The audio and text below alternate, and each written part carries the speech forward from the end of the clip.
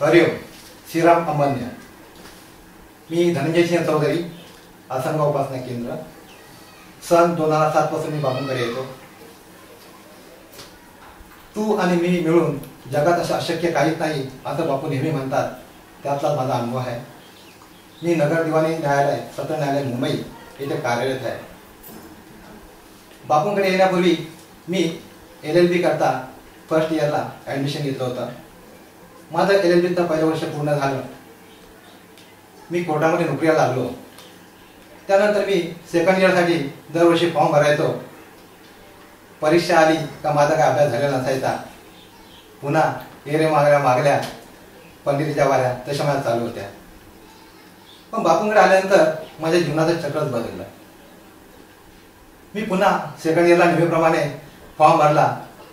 माझं नेहमीप्रमाणे असायचं, माकडाचं जसं असतं की पावसाळा आला तोंडावर, अरे आपलं घर झालं नाहीये, पावसाळा गेला की घर बांधू, तसा माझा अभ्यासाचा उपक्रम असायचा. सेकंड इयरसाठी मी कार्यालयामध्ये 15 दिवसाची रजा टाकली. माझ्याकडे काय मटेरियल अवेलेबल नसायचं. 15 दिवसामध्ये मी सेकंड इयरच्या पुस्तकांची जमावजमाव केली. सेकंड इयरला एक क्रिमिनॉलॉजी विषय होता. ते पुस्तक कसं असतं याची मला कल्पना पण नव्हती. पेपर 2 दिवसावर आला होता. मी ठाणा येथे बुक स्टॉल आहे तिथे मी गेलो. पण क्रिमिनॉलॉजीचं काय मागायचं इथून माझी सुरुवात होती. मी त्यांना सांगितलं या विषयाचं काय मटेरियल आहे का. त्यांनी मला पुस्तक काढून दिलं. मी ते पुस्तक घेऊन आलो.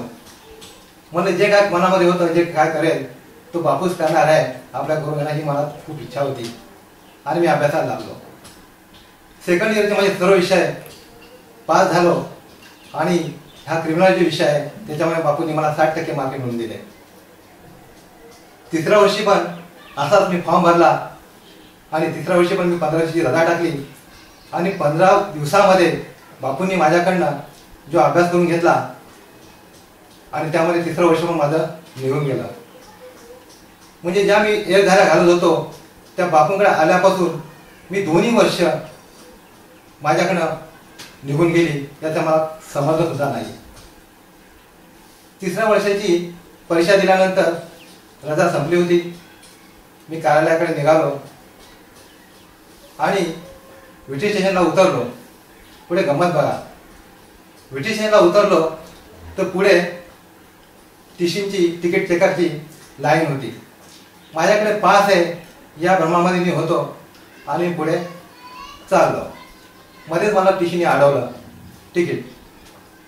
मी माझं पॉकेट काढलं आणि त्या हातामध्ये दिलं. त्यांनी मला सांगितलं आपका पास खतम हुआ है. मला 2 मिनिटं काय समजलं नाही. म्हणून सुट्टीवर होतो का पास काढला नसेल. मला ऑफिसला जाण्याची घाई होती. मी त्याला सांगितलं आपण पावती बनवा म्हणून. त्यांनी माझ्या पॉकेटकडे बघितलं आणि मला सांगितलं उसके जो पीछे का पास है वो निकालो. मी हसलो थोडा. मी पास काढला तो पण जुना निघाला, पास संपलेला पास निघाला. मी बोलो एक काम करा तुम्ही माझी पावती बनवा, मला ऑफिसला वेळ होतोय. त्यांनी पुन्हा मला सांगितलं की उसके पीछे का पास निकालो. तो बघितला तो पण पूरी संपलेला जुना पास होता.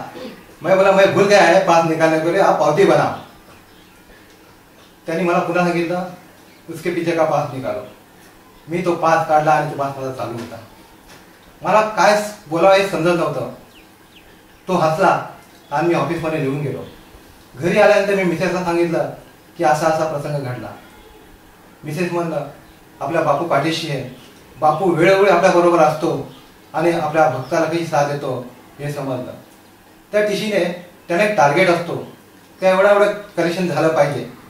पण त्या टीशीने मला काही न विचारता त्याला स्फुरण दिलं बुद्धीचं ते बापूने त्या डोक्यामध्ये आणि मला त्या अडचणीतून वाचवलं.